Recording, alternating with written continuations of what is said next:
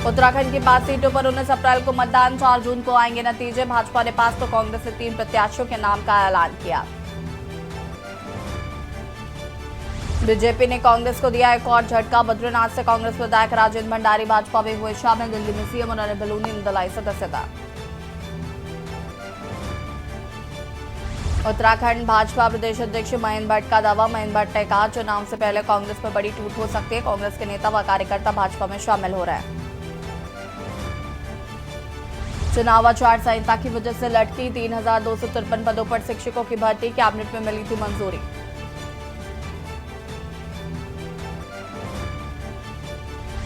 तीन साल बाद ऐसा नजारा, हाईवे पर ही हिमखंडों के बीच से गुजरेंगे तीर्थयात्री। 15 से 20 फीट तक जमे हिमखंड। देहरादून में 8 साल बाद गर्मी ने मार्च में ही दिखाई तेवर। मैदानों से लेकर पहाड़ तक बढ़ेगा पारा।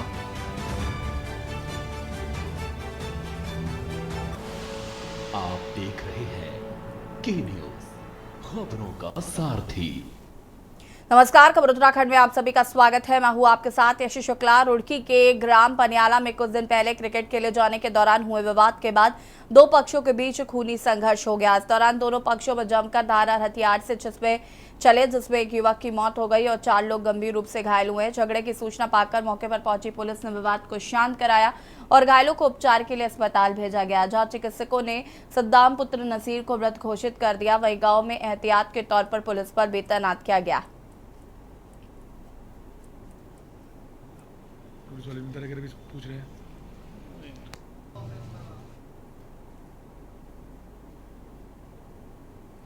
यहाँ पे 5 से 6 अपने कम से कम 7 लोग घायल आए थे, जिसमें से हमने 3 या 4 लोगों को तो रेफर किया है। एक हमने यहीं पे सिविल अस्पताल रुड़की में भर्ती किया है, ठीक है, और बाकी यहीं से ऋषिकेश गए हैं 3 लोग।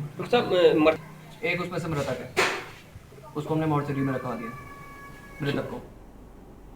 विश्व प्रसिद्ध जिम कॉर्बेट नेशनल पार्क में हर वर्ष लाखों की तादाद में पर्यटक वनों और वन्यजीवों के दीदारों के लिए पहुंचते हैं और कॉर्बेट प्रशासन भी लगातार पार्क की सुरक्षा में मुस्तैद रहता है। इसी को लेकर पार्क प्रशासन ने हर वर्ष की बात इस वर्ष भी होली के पर्व पर अलर्ट जारी करने के साथ ही पार्क में 2 दिनों के लिए नाइट स्टे के साथ ही होली के दिन डे सफारी को बंद किया है, जिससे वन कर्मचारियों द्वारा सुरक्षा व्यवस्था चाक चौबंद रखी जाएगी। बता दें कि होली समेत अन्य त्योहार पर शिकारी पार्क में घुसने की फिराक में रहते हैं। कॉर्बेट की यूपी से सटी सीमा सबसे अधिक संवेदनशील। यहां आए दिन संदिग्ध लोगों के पार्क में घुसने की आशंका रहती है। कॉर्बेट पार्क में सुरक्षा की दृष्टि से यूपी से लगे सीमा जो अति संवेदनशील क्षेत्र से ड्रोन से हाथियों से वनकर्मी लगातार गश्त करने के साथ ही ड्रोन से भी पार्क में निगरानी की जा रही।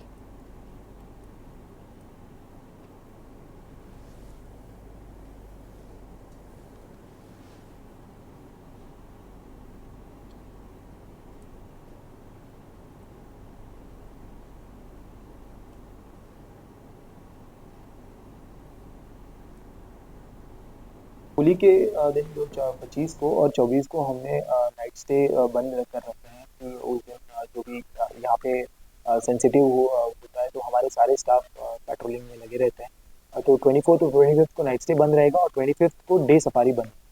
मेन रीज़न तो यही है कि होली के टाइम थोड़ा खतरा बढ़ जाता है कि कहीं हंटिंग का केस ना हो, कहीं पोचिंग का केस ना हो। इसको देखते हुए हमारे पूरे स्टाफ पेट्रोलिंग में लगे रहते हैं। तो पेट्रोलिंग में लगे रहते हैं तो वो जो यहाँ पे इको टूरिज्म का गतिविधि है उसको संभाल नहीं पाते हैं, तो 2 दिन ये बंद।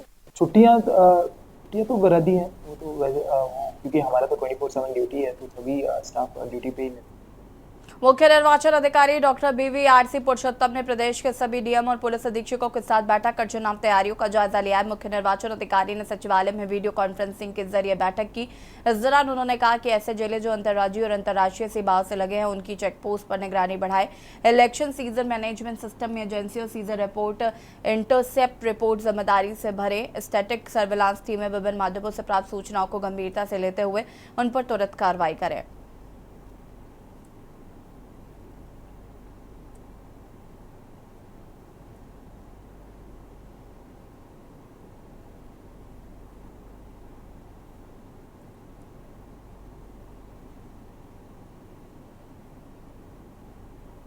हल्द्वानी में आचार संहिता उल्लंघन का मामला सामने आया। इसके बाद से रिटर्निंग ऑफिसर ने अस्पताल प्रशासन को नोटिस जारी कर जवाब मांगा है।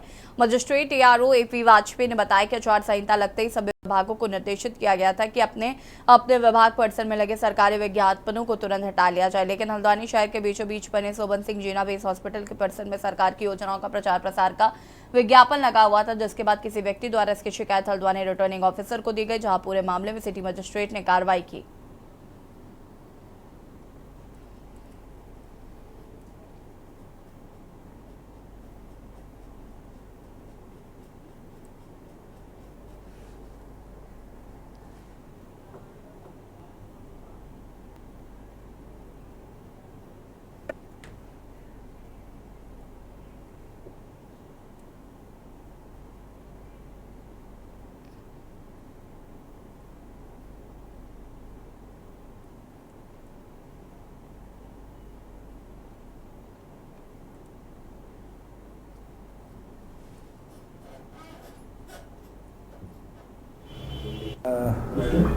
लोकसभा सामान्य निर्वाचन की घोषणा होते ही आदर्श आचार संहिता प्रभावी हो जाती है। इसी संबंध में विभागों को निर्देश दिए गए थे कि जो उसकी SOP है उसके तहत 24 घंटे के अंदर अपने परिसर से सभी प्रकार की जो सामग्री है जो कि प्रतिबंधित है उसे हटाए जाना है। इसी क्रम में हमें कंप्लेन प्राप्त हुई थी कि बेस हॉस्पिटल जो हल्द्वानी में है उसमें अभी भी इस तरह की सामग्री लगी हुई है। उसी के दृष्टिगत वहाँ पर एक नोटिस उनके अगेंस्ट इश्यू किया गया है और उनको अवसर दिया गया अपना पक्ष रखने के। सरोवर नगरी नैनीताल में आजकल होली की धूम है। नैनीताल के वाल रोड में जमकर अबीर गुलाल उड़ा। पुरुषों की होली के बाद अब महिलाओं की होली हंसी टिटोली मस्ती नजर आने लगी है। राम सेवक सभा द्वार नगर में होली जुलूस निकाला गया। महिला होलियारों की दल होली गायन के साथ नैनीताल की मॉल रोड में मस्ती में झूमती थिरकती नजर आई।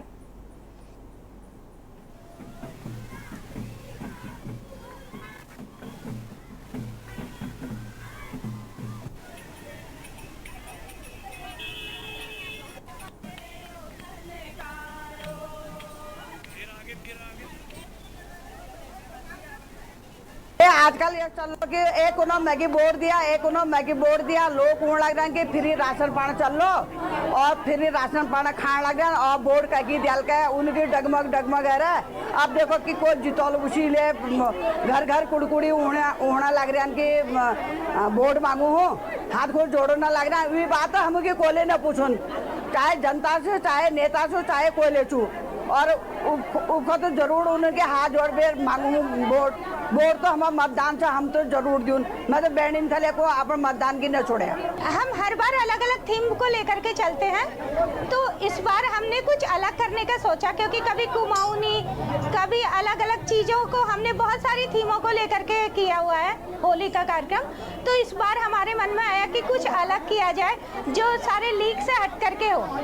तो इसलिए हमारे मन में, सभी के मन में ये ख्याल आया कि पूरी टीम के कि हम लोग इस बार मुनी के वेश में जाए। देख रहे होंगे कि इतनी बड़ी संख्या में जो महिलाओं के दल यहाँ पर मौजूद हैं, जो अपनी होली गायकी से यहाँ हर एक को अपनी ओर आकर्षित कर रहे हैं। और साथ ही साथ जैसा कि मैं आपको बताना चाहूँगा कि ये 8 दिन तक चलने वाला महोत्सव, जिसमें विभिन्न कार्यक्रम यहाँ पे होने हैं। एक तरफ आप कुमाऊनी बैठ की होली देखेंगे, खड़ी होली देखेंगे, महिलाओं की होली देखेंगे, बच्चों की होली देखेंगे, हाथ से व्यंग देखेंगे, और जो ये यहाँ पे स्वांग रच के यहाँ पे आते हैं, इनकी आप लीलाएं यहाँ पे देखेंगे। तो होली के रंग में सब लोग डूबे हुए हैं और मुझे लगता है कि बहुत मजा आ रहा है। लोकसभा चुनाव का बिगुल बजने के साथ ही उत्तराखंड में राजनीतिक दलों की धड़कनें बढ़ गई हैं। भाजपा ने 5 सीटों पर प्रत्याशी घोषित कर दिए, तो वहीं कांग्रेस ने अभी तक 3 सीटों पर ही प्रत्याशी चुनाव मैदान में उतारे हैं। वहीं 2 सीटों पर, जिनमें हरिद्वार, नैनीताल, उधम सिंह नगर संसदीय सीट पर मंथन चल रहा है। भारतीय जनता पार्टी के लालकुआं विधानसभा क्षेत्र के विधायक डॉक्टर मोहन सिंह बिष्ट ने कांग्रेस का प्रत्याशी घोषित नहीं होने पर निशाना साधा है। विधायक मोहन सिंह बिष्ट ने कहा कि भाजपा को फिर से पूर्ण बहुमत मिलने जा रहा है। भाजपा प्रत्याशी के सामने कोई चुनौती नहीं है।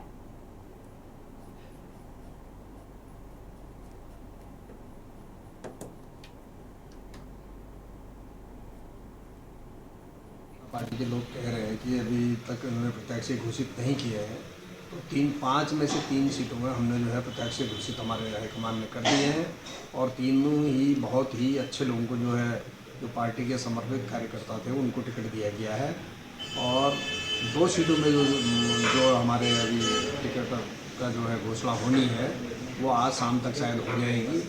और बहुत ही मतलब अच्छे और जीतने वाले जो है प्रत्याशियों को जो है कांग्रेस यहाँ पर उतार रही है। कि ऐसा ऐतिहासिक बहुमत भारतीय जनता पार्टी को मिलने जा रहा है। इस क्षेत्र में भी कहीं कोई चुनौती नहीं है। पिछली बार हमारे प्रत्याशी जितने वोटों से जीते थे उससे दुगनी वोटों से इस बार वो जीत हासिल करने वाले हैं। पूरे क्षेत्र में जबरदस्त लहर है भाजपा के पक्ष में। देश में लोकसभा चुनाव का बिगुल बज चुका है। चुनाव आयोग ने तारीखों का ऐलान कर दिया है। 2024 की लड़ाई काफी दिलचस्प नजर आ रही है। देवभूमि उत्तराखंड की 5 लोकसभा सीटों को जीतने के लिए भी भाजपा कांग्रेस में आमने सामने की टक्कर देखने को मिल रही है। भाजपा ने एक ओर जहां 5 सीटों पर प्रत्याशियों को मैदान में उतारा है, तो वहीं दूसरी ओर 3 सीटों पर आसानी से टिकट फाइनल होने के बाद कांग्रेस में 2 सीटों पर पेच फंसा हुआ है। कांग्रेस हरिद्वार और नैनीताल लोकसभा सीट पर प्रत्याशी पर मंथन जारी है। वही खबर है कि हरिद्वार सीट से टिकट के लिए पूर्व सीएम हरीश रावत और पार्टी के प्रदेश अध्यक्ष करण माहारा लगातार दिल्ली में डटकर अपना दावा पुख्ता कर रहे हैं। वहीं नैनीताल सीट से भी टिकट के कई दावेदार होने का मामला लंबा खिंच रहा है। एक तरफ जहां कांग्रेस प्रत्याशियों पर मंथन कर रही है, तो दूसरी ओर भाजपा चुनाव प्रचार अभियान को धार दे रही है। देखिए रिपोर्ट। देवभूमि उत्तराखंड में लोकसभा चुनाव को जीतने के लिए सभी राजनीतिक दलों की ओर से तैयारियां शुरू कर दी गई हैं। राज्य की 5 लोकसभा सीटों में भाजपा कांग्रेस में सीधा मुकाबला देखा जा रहा है। हालांकि भाजपा तैयारियों के लिहाज से अपने विरोधी दलों से काफी आगे निकल चुकी है। इसी के तहत भाजपा ने 5 लोकसभा सीटों पर प्रत्याशियों के ऐलान के साथ ही चुनाव प्रचार अभियान को धार देना शुरू कर दिया है। इसके साथ ही भाजपा ने उत्तराखंड की सभी सीटों को 5 लाख वोटों के अंतर से जीतने का लक्ष्य भी रखा है। भाजपा ने प्रत्याशियों की घोषणा के बाद जोर शोर से प्रचार शुरू कर दिया है, तो वहीं पार्टी ने बैनर, पोस्टर, होर्डिंग वॉर की तैयारी भी शुरू कर दी। हालांकि कांग्रेस का दावा है कि भाजपा को इस तैयारी का कोई भी लाभ नहीं मिलेगा, क्योंकि जनता इस बार चुनाव में भाजपा को सबक सिखाने के लिए तैयार है। फीडबैक बहुत अच्छा है। हमारे कार्यकर्ता पूरी तरह बूथ स्तर पर लगे हैं। हर एक के सामने अपना बूथ है। हमारी पार्टी का मानना है कि बूथ जीता चुनाव जीता। उसको लेकर बूथ स्तर पर प्लानिंग है और बूथ स्तर पर कार्यकर्ता एक्टिव होकर के काम कर रहे हैं। उनको और अधिक मोटिवेट करने के लिए सभी बड़े नेता प्रवास करेंगे। जनता पार्टी को इस बात का जवाब देना पड़ेगा कि उत्तराखंड की जनता या विपक्ष ने त्रिवेंद्र रावत पर फेल की मोहर नहीं लगाई थी। फेल की मोहर त्रिवेंद्र रावत पर भारतीय जनता पार्टी के हाईकमान ने लगाई, जब उनको मुख्यमंत्री पद से 4 साल में ही पदमुक्त कर दिया। आज वो फेल मुख्यमंत्री था, तो अब एक सफल सांसद कैसे साबित हो सकते हैं? क्यों उत्तराखंड की जनता पर आप ऐसे निकम्मे लोगों को थोप रहे हैं? आपको बता दें कि उत्तराखंड की 5 लोकसभा सीटों पर भाजपा जहां प्रत्याशियों की घोषणा कर चुकी है, तो वहीं कांग्रेस में हरिद्वार व नैनीताल पर सस्पेंस खत्म होने का नाम नहीं ले रहा है। इसी बीच प्रमुख दावेदारों ने अंतिम समय में जोर लगाने को दिल्ली में डेरा डाल दिया है। सूत्रों से मिली जानकारी के मुताबिक हरिद्वार सीट से टिकट अब हरीश रावत व करण माहारा के बीच फंसा हुआ है। एक तरफ पूर्व सीएम तो दूसरी तरफ प्रदेश अध्यक्ष के होने से कांग्रेस के लिए फैसला चुनौतीपूर्ण माना जा रहा है। वहीं नैनीताल सीट से यशपाल आर्य, भुवन कपाड़ी, रंजीत सिंह रावत, प्रकाश जोशी व महेंद्र पाल जैसे दावेदार होने में समय लग रहा है। कि हालत आज ये हो गई कि उनको प्रत्याशी मिल नहीं रहे और जो प्रत्याशी को कांग्रेस कह रही है वो लड़ना नहीं चाहती। तो हालात ये हैं कि एक तो प्रत्याशी मिल नहीं रहे हैं और जिनको कांग्रेस कह रही वो लड़ना नहीं चाहते।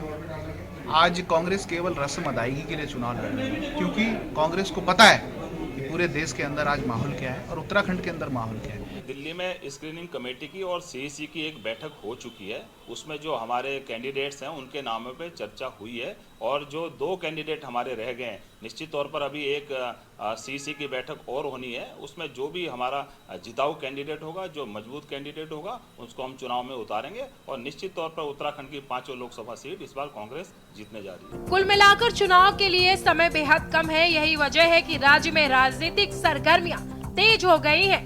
एक तरफ जहां भाजपा अपने विरोधी दलों से चुनावी तैयारियों के लिहाज से काफी आगे है, तो दूसरी ओर कांग्रेस समेत तमाम विपक्षी दल अभी तक प्रत्याशियों पर ही मंथन कर रहे हैं। ऐसे में सवाल ये है कि आखिर कैसे, कब प्रत्याशियों का ऐलान करेगी कांग्रेस और कब प्रत्याशी चुनावी मैदान में तैयारियां शुरू करेंगे। के न्यूज के लिए Uttarakhand desk report. Quetta don't try और ट्रेटलेट्स डोंट क्विट का संदेश देने के उद्देश्य से 14 अप्रैल को कुमाऊं मंडल विकास निगम रन टू लिव के सहयोग से तैराकी दौड़ साइकिलिंग प्रतियोगिता आयोजित होने जा रही है। आयोजक हरीश तिवारी ने पत्रकार वार्ता में बताया कि 500 मीटर तैराकी व 20 किलोमीटर साइकिलिंग सहित 10 किलोमीटर का दौड़ प्रतियोगिता नौकुचिया ताल में होगी। तैराकी साइकिलिंग दौड़ प्रतियोगिताएं 2 वर्गों में आयोजित की जाएंगी।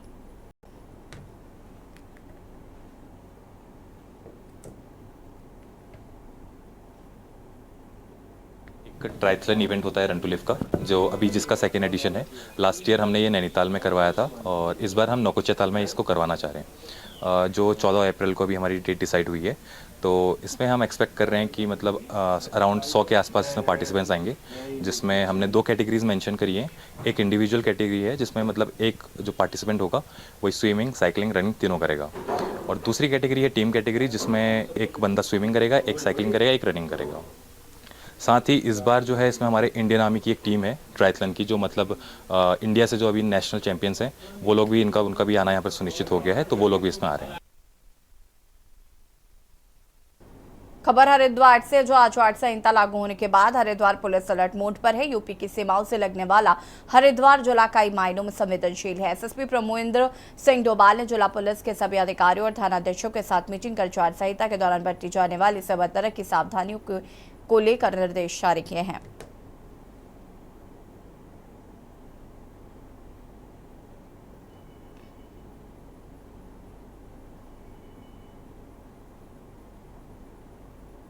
एक्शन है और जो वनरेबिलिटी की मैपिंग है और जो वनरेबिलिटी के साथ साथ जो क्रिटिकल जो हमारे सेंटर्स हैं उसके संबंध में भी एक विस्तृत चर्चा की गई थी। खासकर फोर्स का डिप्लॉयमेंट और जो आवश्यक जो कार्रवाई है, खासकर सीजर की कार्रवाई और असलहों के जमा करने की कार्रवाई, उस पर एक विस्तृत चर्चा की गई है। इसके साथ साथ आगामी होली का जो त्यौहार है उसकी संवेदनशीलता को देखते हुए, क्योंकि ठीक इलेक्शन के आसपास ये त्यौहार है, उसकी संवेदनशीलता को देखते हुए हम लोगों के द्वारा सभी पूरे संपूर्ण हरिद्वार में जो सेंसिटिव एरिया हैं उनको चिन्हित करके वहाँ पर जो फोर्स का डिप्लॉयमेंट है उसकी एक रणनीति तय की गई।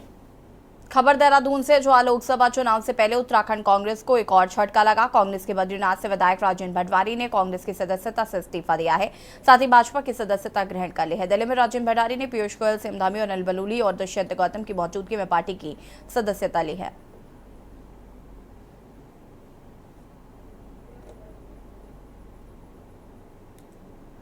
आदरणीय प्रधानमंत्री नरेंद्र मोदी जी के यशस्वी नेतृत्व एवं उनकी गरीब कल्याण नीतियों में काफी प्रभावित हूं।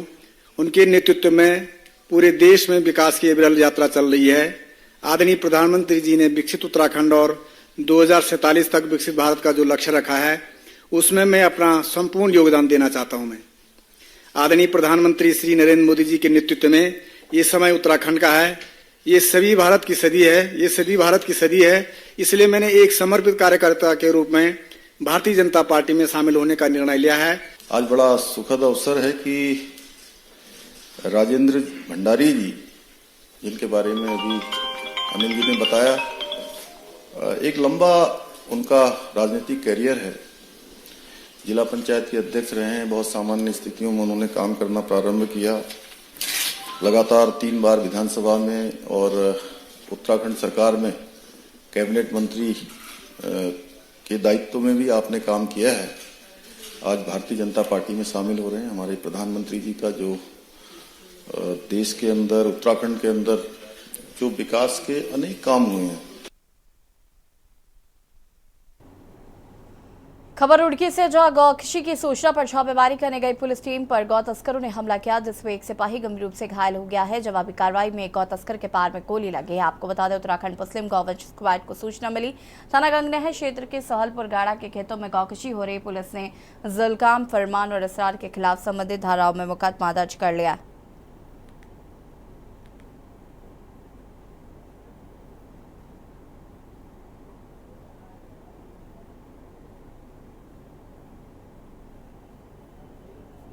गाड़ा क्षेत्र में कल एक गौवन स्क्वाड को सूचना प्राप्त हुई थी, जिसमें कुछ व्यक्ति द्वारा एक गन्ने के खेत में कुछ गौ मांस जो है काट के उसका वितरण किया जा रहा था। इस सूचना पर गौवन स्क्वाड मौके पर पहुंचा था। जब इनकी धरपकड़ की कार्रवाई चल रही थी, उसमें एक जो अभियुक्त है उसके द्वारा गवर्न स्क्वाड पर हमला किया गया था, जिसमें हमारा जो कर्मचारी है उसको चोट भी लगी थी। पुलिस ने इसकी तत्परता से कार्रवाई करते हुए जब ये इसके बाद फरार होने के बाद पुलिस के द्वारा कॉम्बिंग की गई। कॉम्बिंग में इसके द्वारा पुलिस पर हमला किया गया था, जिस पर पुलिस ने त्वरित कार्रवाई करते हुए। खबर रामनगर से 2024 के लोकसभा चुनाव को लेकर भारत निर्वाचन आयोग द्वारा आदर्श आचार संहिता लागू कर दी गई है। इसके बाद से ही पुलिस व प्रशासन पूरी तरह से अलर्ट मोड पर आ चुके हैं। लोकसभा चुनाव शांतिपूर्ण ढंग से संपन्न कराए जाए। चुनाव में मतदान के दौरान 100% मतदाताओं की उपस्थिति को लेकर प्रशासन लगातार जागरूकता कार्यक्रम चलाने के साथ ही मतदाताओं से अपील कर रहा है।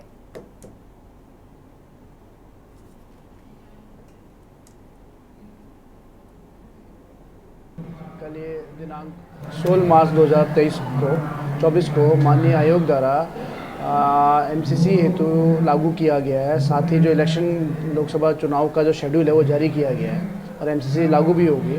तो उसके दृष्टिगत मेन चूँकि अभी जो एब्सेंटी वोटर्स होते हैं, जो फिजिकली डिसेबल्ड और सीनियर सिटीजन्स और जो सीओ से ग्रसित हैं या जो एसेंशियल सर्विसेज हैं, उसके संबंध में इनको जानकारी दी गई, जिसमें इनका अहम रोल होगा। जो पोस्टल बैलेट सीनियर सिटीजन और फिजिकली डिसेबल्ड लोगों ने भरे जाना है, तो उसको कैसे भरा जाना है, क्या प्रारूप है और किन किन के द्वारा माध्यम भरा जाएगा, क्या बेंचमार्क है, क्या मानक है, उससे उनको अवगत कराया गया है। जो इनको डेट ऑफ नोटिफिकेशन से 5 दिन के अंतर्गत यानी कि 25 मार्च तक इनको वो सूचनाएं हमको उपलब्ध कराई जाएंगी। और खबर उत्तराखंड में फिलहाल तो हैं, देखते रहिए न्यूज़ इंडिया। नमस्कार। आप देख रहे हैं के न्यूज़, खबरों का सारथी।